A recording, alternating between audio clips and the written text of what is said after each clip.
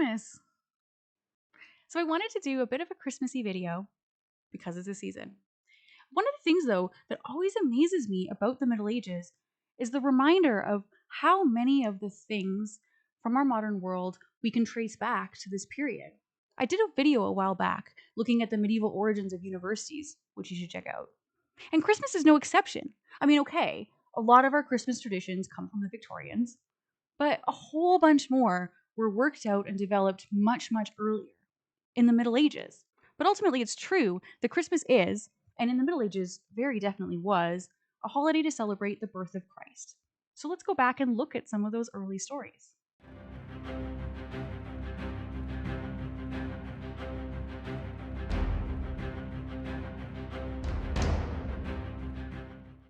You might not be aware of how much embellishment the biblical narrative of the birth of Jesus needed, or at least got, in late antiquity and the Middle Ages. Honestly, the biblical nativity is a pretty concise narrative, low on details. And it fell to later generations of Christians to fill in the blanks of that story. But before I get going, I do want to start with a bit of a caveat and an explanation of what I'm trying to do here. So I'm going to be talking about cultural and religious traditions surrounding the birth of Jesus from the Middle Ages. Some of these are things that we still practice today. Others have changed over the years and might not be exactly the same as a modern Christian understanding of the Nativity. Either way, I want us to approach this topic as historians, or almost like anthropologists looking at a past society. Okay, so I want us to set aside for now our own beliefs, our own understanding or relationship with Christianity and Christian teachings around the birth of Christ. To just take a look as kind of objectively and kind of at a distance as we can about what people believed in the Latin Christian Middle Ages. So disclaimer out of the way, I want to kind of structure this discussion around a typical nativity display. Actually, this one up here is mine. And it has a lot of memories and nostalgia wrapped up in it because my parents had this exact set when I was growing up.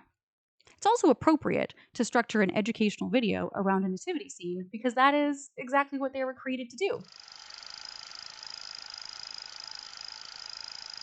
Okay, let's start our tour of the nativity scene with Mom, the Virgin Mary. But since we're talking about the birth of Christ, let's talk about the Virgin Mary's sexual status. By the Middle Ages, the Virgin Mary's virginity was no longer a controversial question. The medieval church taught that Mary was and is what's called a perpetual virgin. This means that not only was Mary a virgin at the conception of Jesus, but also at his birth and indeed throughout her life and afterlife.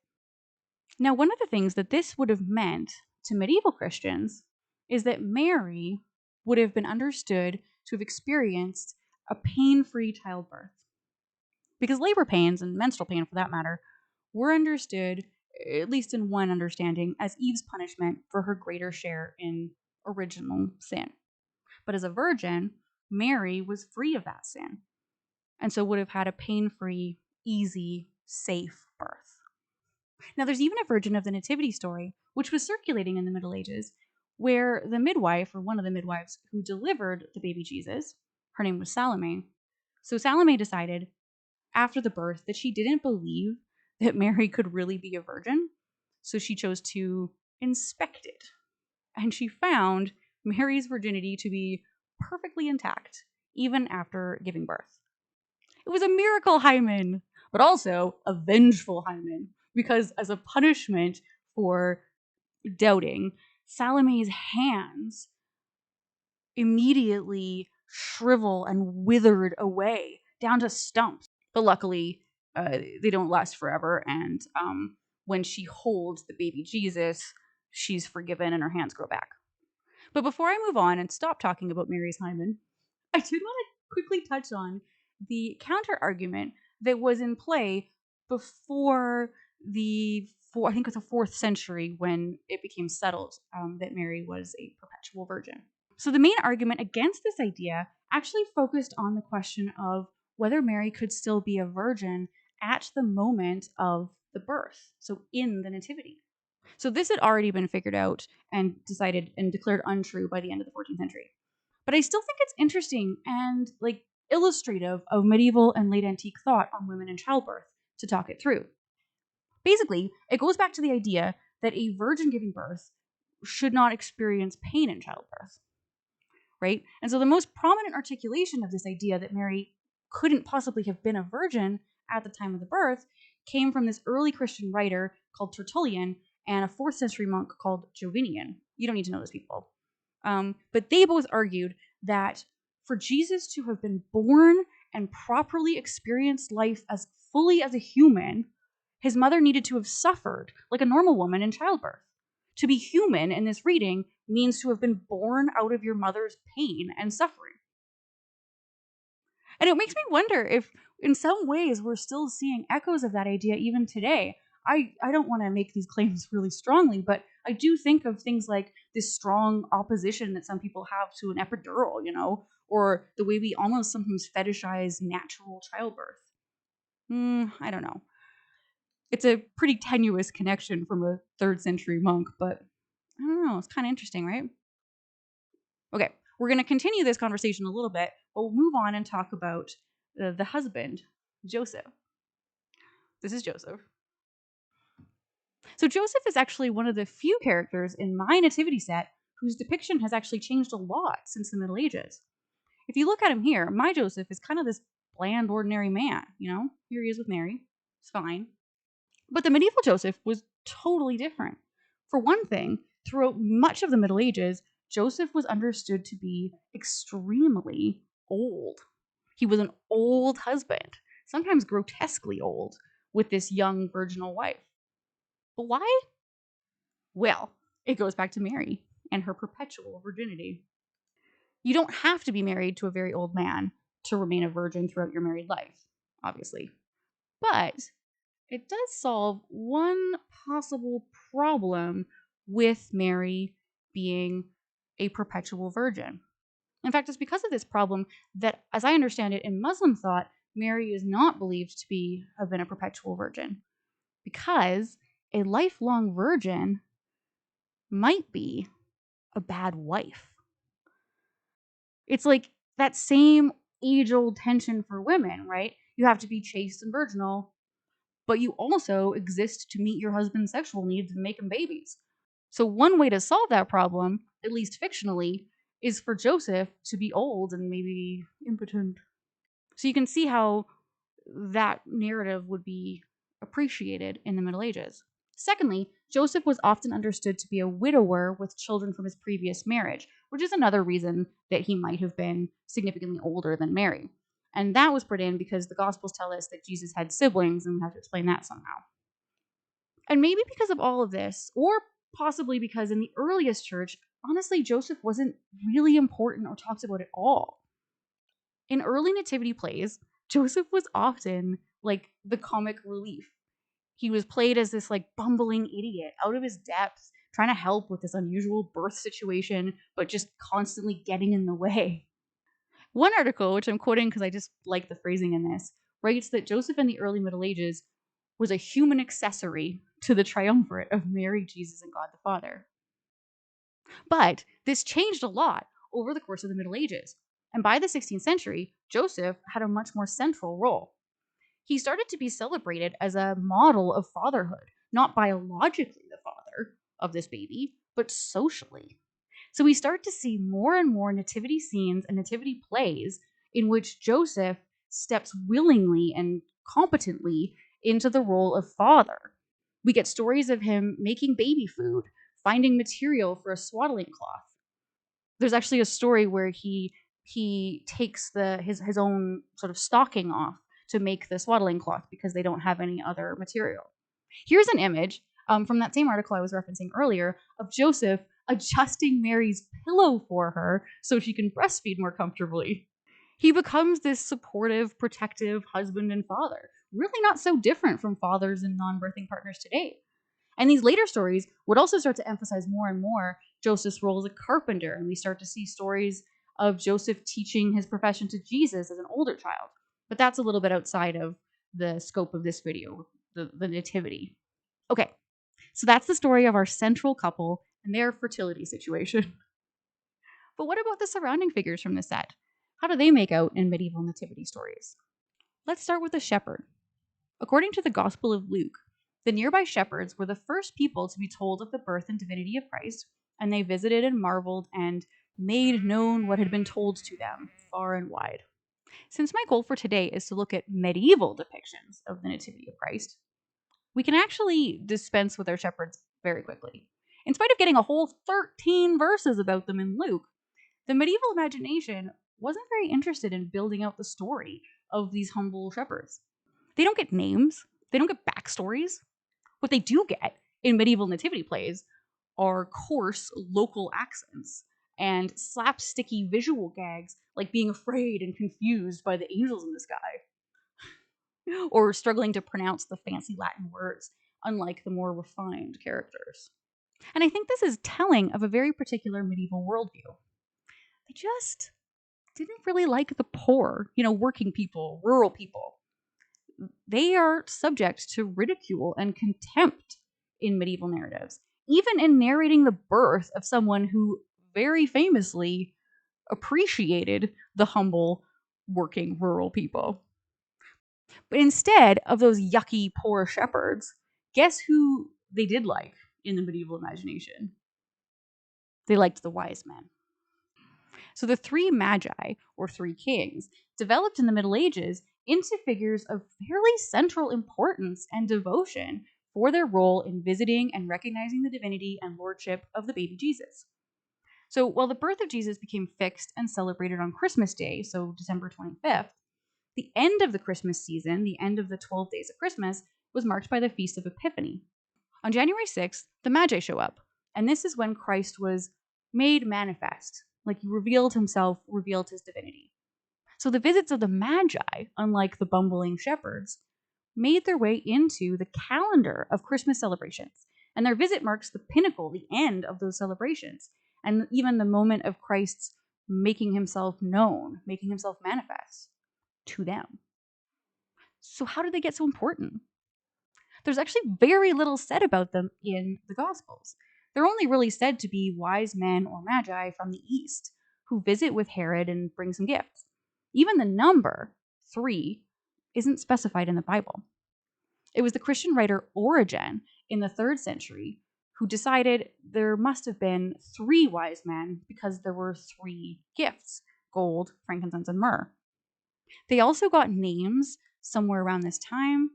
Their names, by the way, are Casper, Melchior, and Balthazar.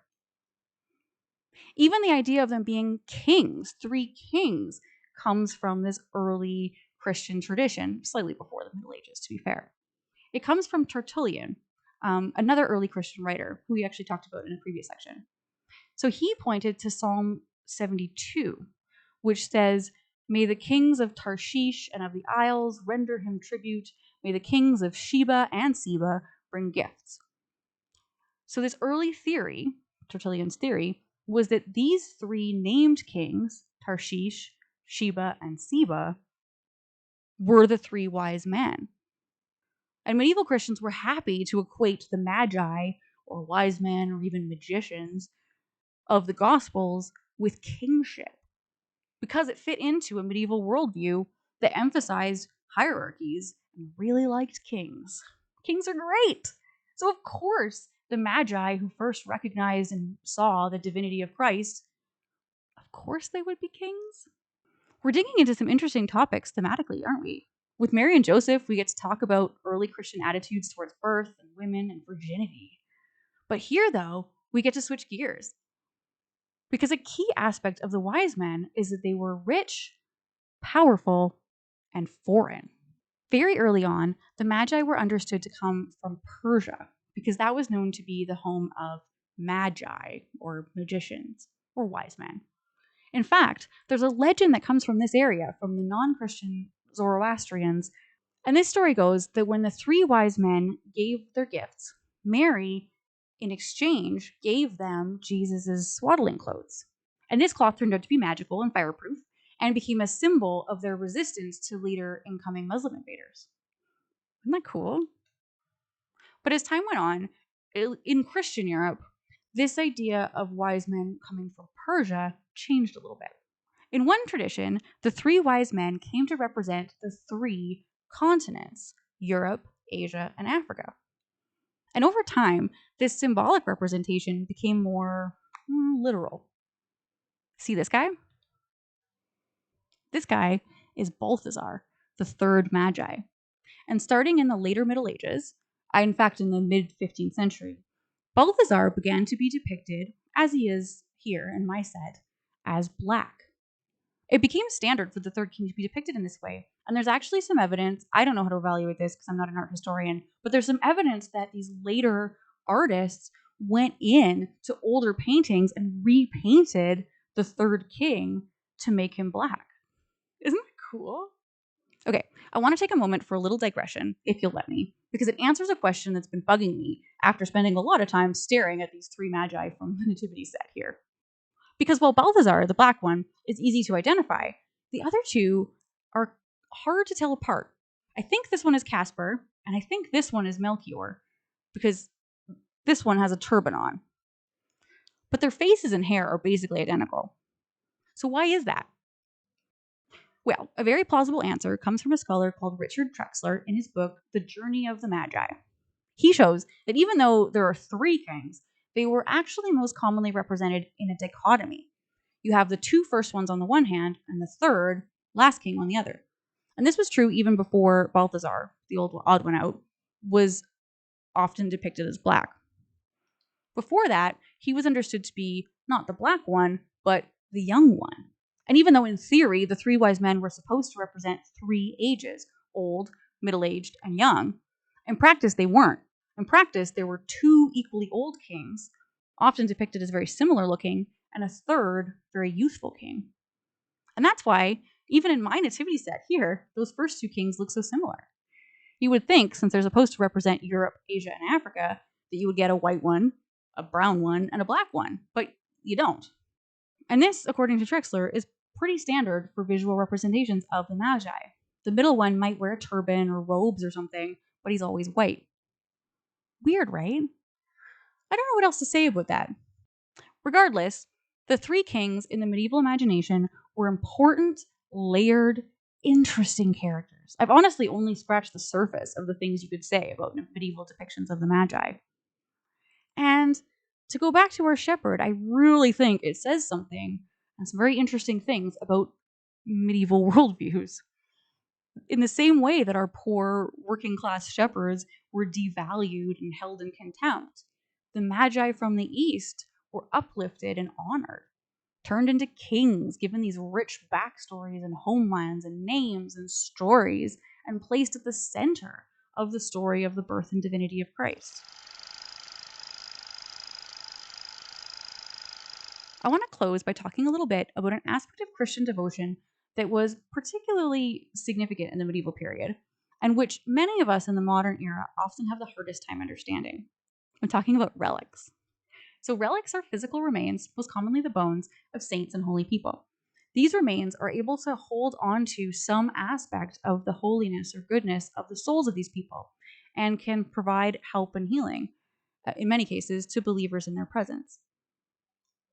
But all of these relics, these physical objects with direct connections to the biblical past, served in many ways very similar functions to the nativity plays and nativity sets that were taking place in villages and churches all over the Christian West at this time of year.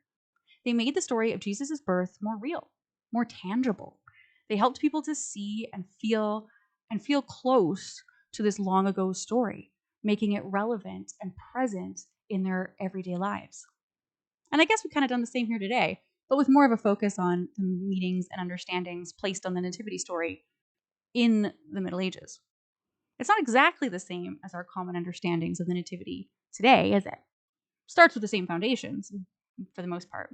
But in how they built up the narrative, emphasized certain details over others, embellished, edited, speculated, they created something that actually tells us more about them than it does about the actual birth of Christ.